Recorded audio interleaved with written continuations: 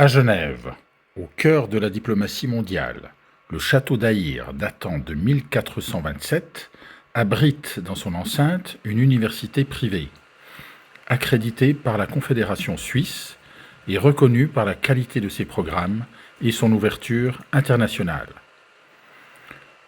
La Suisse UMEF offre un environnement multiculturel unique où l'excellence académique se conjugue avec une forte dimension pratique et internationale.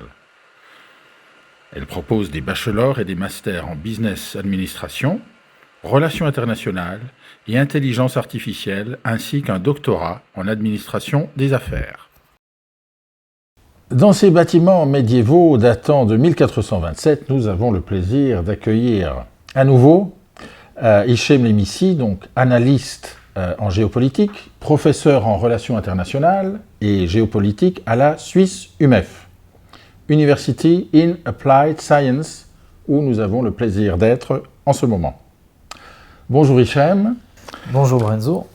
Tu as écrit un article récemment dans le journal Bastille, que je montre ici, un journal qui est un peu le pendant du New Yorker en Europe, en France. Et cet article s'intitule, je cite, « Face à l'ensauvagement du monde ». Économie, culture et information deviennent, dans une sorte de basculement de paradigme, les lieux mêmes de la continuation de la guerre par d'autres moyens. Pour citer un monsieur que nous apprécions beaucoup. Est-ce que tu aurais l'occasion de nous en parler un peu plus librement devant la caméra de quoi il consiste pour les personnes qui n'ont pas eu le plaisir et la chance de pouvoir le lire? Alors, tâche difficile, donc tu as repris le paradigme inversé de Clausewitz, qui nous écrivait il y a de cela presque 2 siècles, que la guerre était la continuation de la politique par d'autres moyens, avec cette idée qui était celle de ramener tout au politique, et qu'au final, le cadre du conflit armé, du conflit ouvert, n'était que la manifestation de l'impasse dans laquelle 2 acteurs pouvaient se trouver, et qu'au final, la guerre déboucherait sur un espèce de règlement post-affrontement qui nous permettrait au final de parvenir à une paix qui réponde aux intérêts plutôt d'une partie que d'une autre. C'est cette idée-là de la guerre que Clausewitz met en avant, qui a été longtemps vécue et comprise comme telle, mais qui, à travers ce qu'on est en train d'observer aujourd'hui, eh bien, est complètement remis en question, dans le sens et l'idée que nous avons affaire à une forme de paradigme très nouveau, très singulier, et dans lequel, en fait, la guerre se nourrit d'elle-même et par elle-même, dans une logique qui lui est propre, et dont la finalité n'est plus du tout le règlement politique, mais plutôt la continuation d'une conflictualité ouverte et sans limite, dont nous ne comprenons pas en fait la philosophie ontologique et singulière. Et c'est un phénomène qui est inquiétant, parce qu'on observe à peu près partout aujourd'hui, dans les grands conflits de la planète, que ce soit en Ukraine, où on est quand même dans une certaine quintessence de ce discours militariste guerrier et destructeur, mais également dans d'autres conflits, avec l'idée que la parole sage, la possibilité diplomatique, à travers notamment la sanctuarisation des leviers diplomatiques, tout cela a été balayé. C'est-à-dire que tout devient champ de guerre, mais dans une dimension que l'on pourrait qualifier intrinsèquement de totalitaire. C'est-à-dire qu'aussi bien la culture, non pas seulement dans son cadre de propagande ou de cadre de préparation des esprits, mais véritablement dans son cadre premier, c'est-à-dire d'éducation qui s'inscrit plutôt dans l'éducation à la guerre, éducation au conflit, promotion du conflit, comme si tout n'allait que dans une direction, et qu'au final on allait se retrouver confronté peut-être à une confrontation, conflagration finale, destructrice de tout, sans aucune logique qui accompagne en fait le conflit en tant qu'élément politique. Alors c'est peut-être un petit peu, comment dirais-je, imagé, ou j'utilise peut-être des termes qui peuvent donner l'impression qu'on tourne un petit peu en rond, mais c'est vraiment pour mettre en évidence combien aujourd'hui on est dans une situation qui n'est plus une situation habituelle, mais une situation qui relève de l'exception allant de la lecture de l'histoire humaine. Même à l'époque de la domination nazie, et je pèse quand même mes mots, le régime nazi respectait, somme toute, les délégations diplomatiques étrangères. Aujourd'hui, on n'hésite plus à s'attaquer à des délégations diplomatiques, à utiliser le principe diplomatique pour mener en fait des opérations militaires ou des opérations clandestines visant à détruire l'adversaire. Et ça, c'est quelque chose qui interpelle, comme si en fait la guerre était devenue une nature propre à l'homme aujourd'hui, et pas seulement le cadre d'exception d'un affrontement qui surviendrait au moment où les parties ne sont plus en mesure en fait, de trouver un accord ou une solution politique. Oui, on a l'impression qu'à Gaza et en Ukraine, on est entré dans une logique de poursuite de la guerre où on a de la peine à s'imaginer finalement une fin. Quelle fin peut-il y avoir dans ces deux cas? Et ça rejoint donc ce que tu disais, finalement, la guerre en soi, et puis il n'y a pas de respect des conventions qu'on avait l'habitude d'avoir jusqu'il y a peu, finalement. Oui, tout à fait. Ce qui est observable est quand même assez intéressant d'un point de vue historique et philosophique. Si on prend le cadre ukrainien, on a affaire quand même à une guerre qui aujourd'hui est entrée dans sa troisième année. On est depuis 2022, 2023, 2024, 2025, troisième année pleine, mais on est à la quatrième année de conflit, dans un conflit dont on a l'impression qu'il ne va jamais s'arrêter. Il y avait l'histoire, vous savez, le film « L'histoire sans fin », là on est dans la guerre sans fin. On va bientôt inventer le concept de guerre infinie, au-delà même de l'idée de guerre totale, c'est-à-dire la guerre quasiment comme processus de civilisation ou comme mode de civilisation.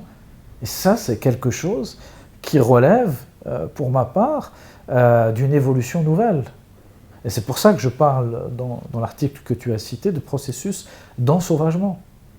Pourquoi? Parce que si on regarde et on s'intéresse à l'histoire longue, le cadre des conflits, le cadre de la guerre, a toujours été, ou a toujours répondu à un certain rite, à un certain cadre.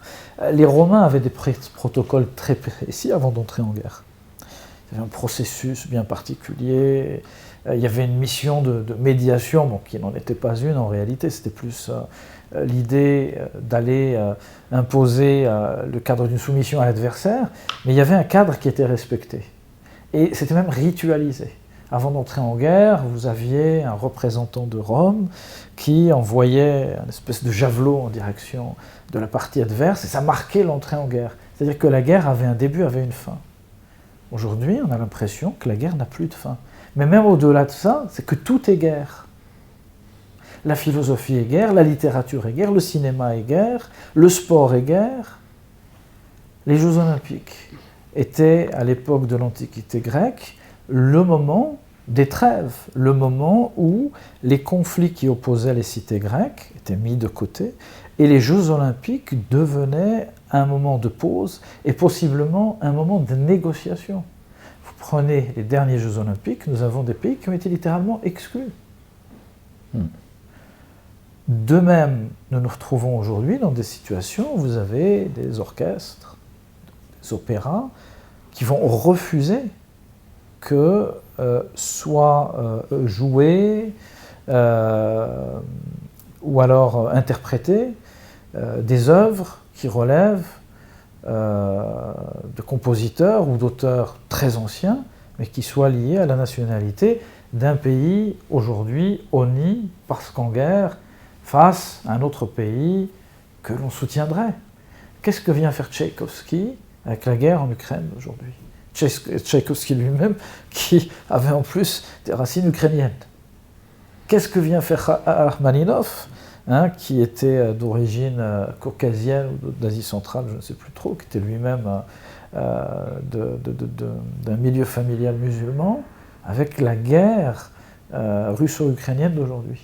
Lui qui a vécu en plus à un autre siècle.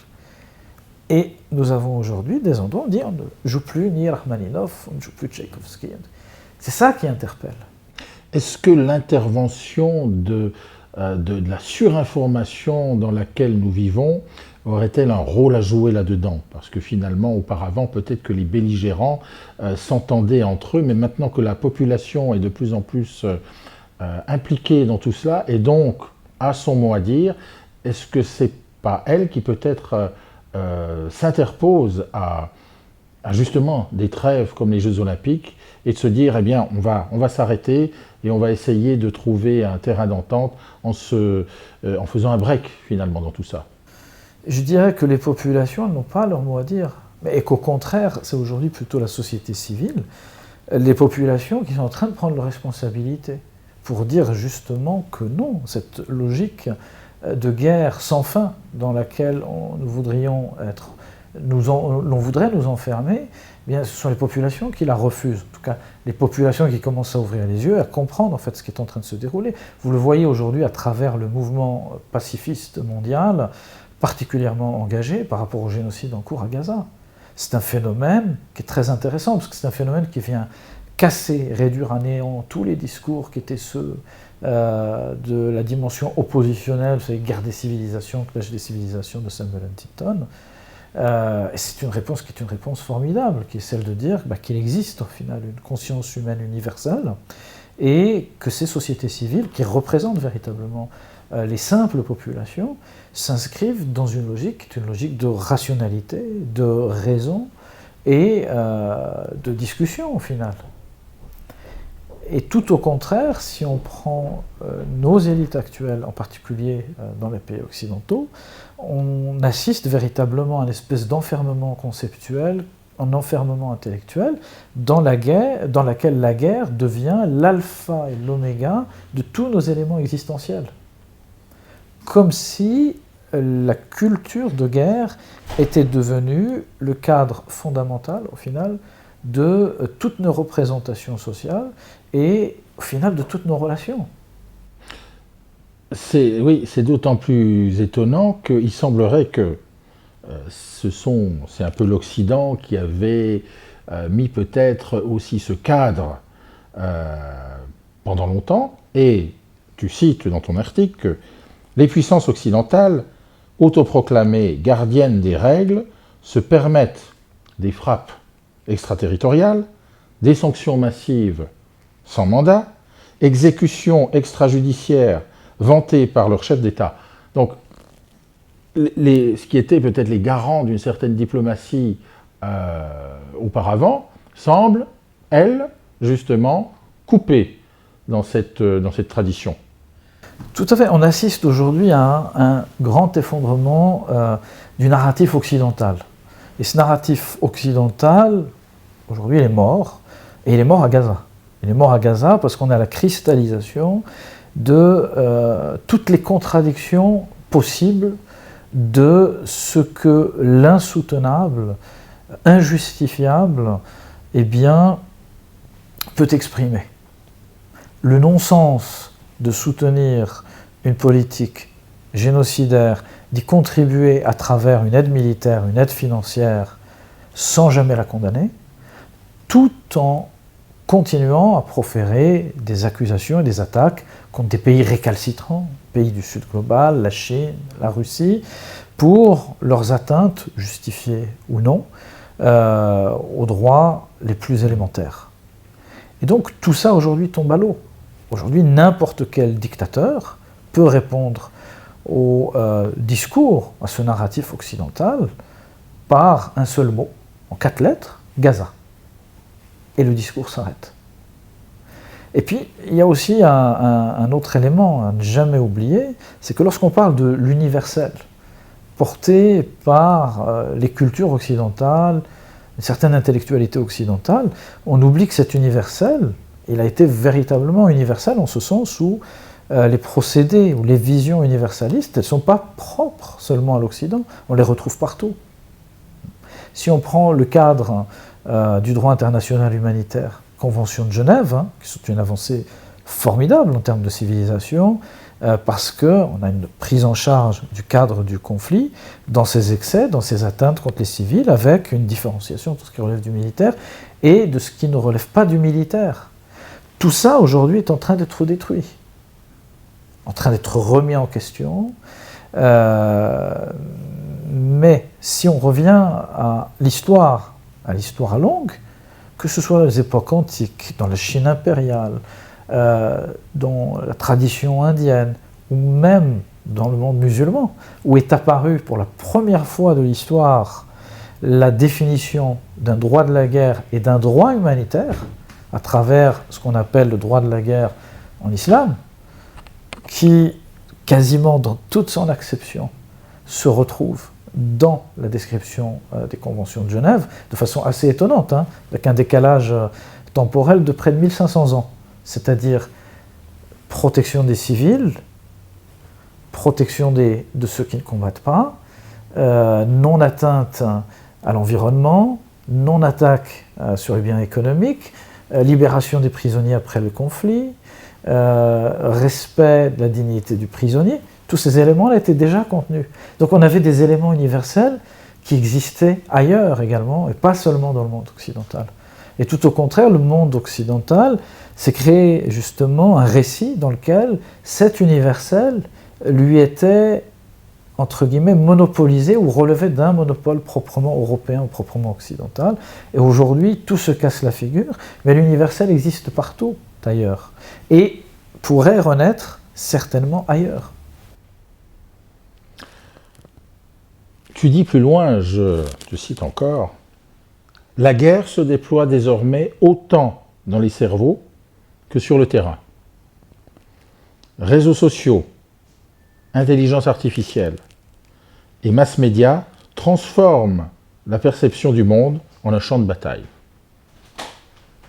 Tout à fait. On est aujourd'hui dans une phase nouvelle qui touche à ce qu'on appelle la guerre informationnelle, également la guerre cognitive, qui s'inscrit en fait dans les biais d'interprétation des représentations du monde, et dans lequel, en fait, et c'est pas quelque chose de nouveau, parce que si on relit Sun Tzu 5 siècles avant notre ère, l'auteur chinois le définissait dans ses termes à lui de l'époque, c'est-à-dire que la guerre s'est insinuée dans le cerveau de l'autre. C'est-à-dire que, sans déclarer ouvertement la guerre, par le jeu non seulement des médias, mais le jeu des réseaux sociaux, toutes ces plateformes numériques qui produisent en fait un contenu culturel, s'inscrivent à travers en fait une espèce de guerre de représentation qui ne dit pas son nom, dans une logique de conflictualité. On essaye d'imposer en fait une certaine vision du monde pour pouvoir